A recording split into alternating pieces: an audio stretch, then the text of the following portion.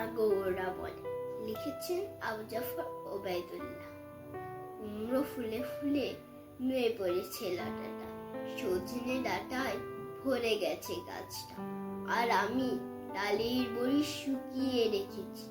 খোকা, তুই কবে আসবি, কবে ছুটি? চিঠিটা তার পকেটে ছিল, ছেঁড়া আর রক্তে ভেজা।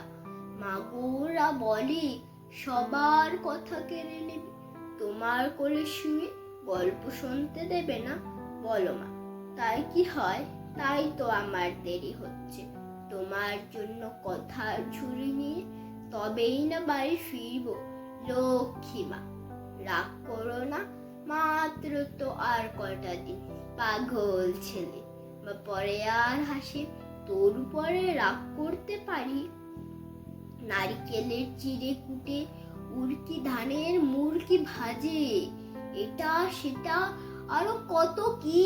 তার খোকা যে বাড়ি ফিরবে, ক্লান্ত খোকা।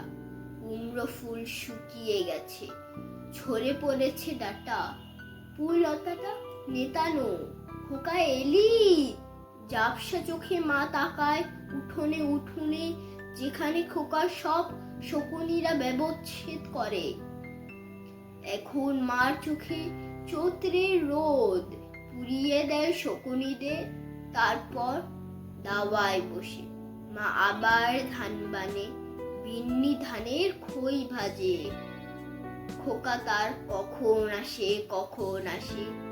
এখন মার চোখে শিশির ভোর, স্নেহের রোদে ফিটে পড়েছে।